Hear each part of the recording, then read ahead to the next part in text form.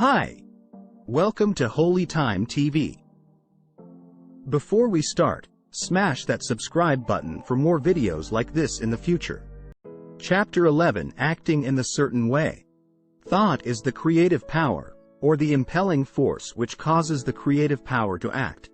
Thinking in a certain way will bring riches to you, but you must not rely upon thought alone, paying no attention to personal action.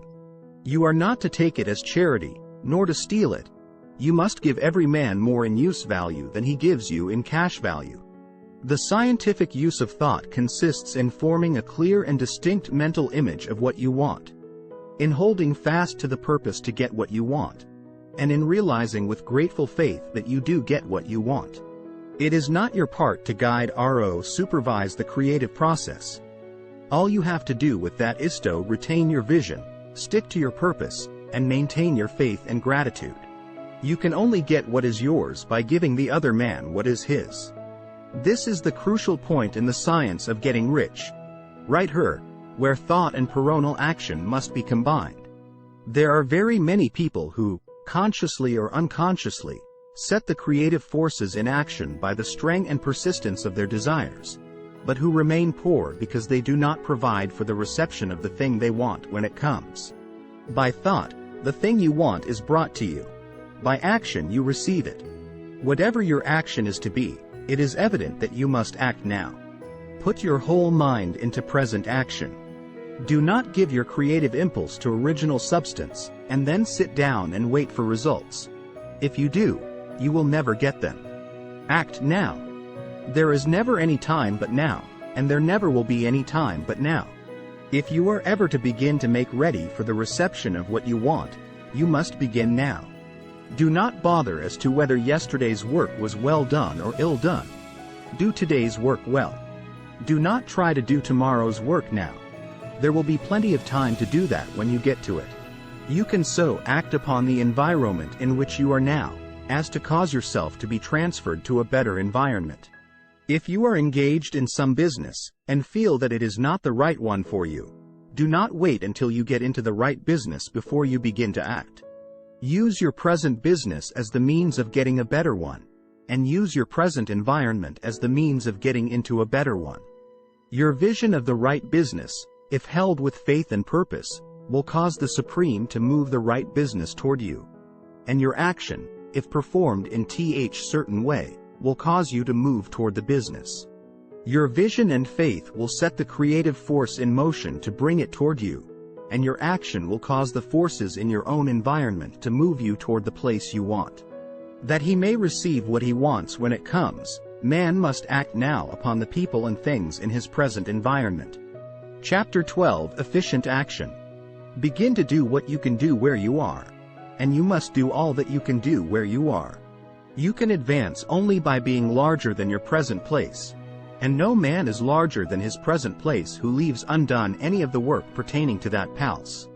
The world is advanced only by those who more than fill their present places. Every day is either a successful day or a day of failure, and it is the successful days which get you what you want. If every day is a failure, you can never get rich, while if every day is a success, you cannot fail to get rich. If there is something that may be done today, and you do not do it, you have failed in so far as that thing is concerned, and the consequences may be more disastrous than you imagine. Do, every day, all that can be done that day. It is really not the number of things you do, but the efficiency of each separate action that counts. Every act is, in itself, either a success or a failure. Every act is, in itself, either effective or inefficient. Every inefficient act is a failure, and if you spend your life in doing inefficient acts, your whole life will be a failure. Every act can be made strong and efficient by holding your vision while you are doing it, and putting the whole power of your faith and purpose into it. Do, every day, all that you can do that day, and do each act in an efficient manner. Contemplate your picture in your leisure hours until your consciousness is so full of it that you can grasp it instantly.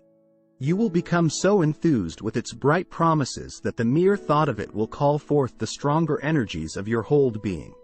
There is thinking stuff from which all things are made, and which, in its original state, permeates, and fills the interspaces of the universe. A thought, in this substance, produces the thing that is imaged by the thought. Man can form things in his thought, and, by impressing his thought upon formless substance, can cause the thing he thinks about to be created. In order to do this, man must pass from the competitive to the creative mind. He must form a clear mental picture of the things he wants, and do, with faith and purpose, all that can be done each day, doing each separate thing in an efficient manner. Chapter 13: Getting into the Right Business. It will be easier for you to succeed in a vocation for which you already have the talents in a well-developed state. But you can succeed in any vocation, for you can develop any rudimentary talent, and there is no talent of which you have not at least the rudiment. Desire is a manifestation of power. The desire to play music is the power which can play music seeking expression and development. The desire to invent mechanical devices is the mechanical talent seeking expression and development. Where there is strong desire to do a thing, it is certain proof that the power to do it is strong, and only requires to be developed and applied in the right way. You can do what you want to do, and it is your right and privilege to follow the business or avocation which will be most congenial and pleasant. You are not obliged to do what you do not like to do, and should not do it except as a means to bring you to the doing of the thing you want to do. Do all that you can do in a perfect manner every day, but do it without haste, worry, or fear. Go as fast as you can, but never hurry. Remember that in the moment you begin to hurry, you cease to be a creator and become a competitor. You drop back upon the old plane again. The exercise of gratitude will never fail to strengthen your faith and renew your purpose.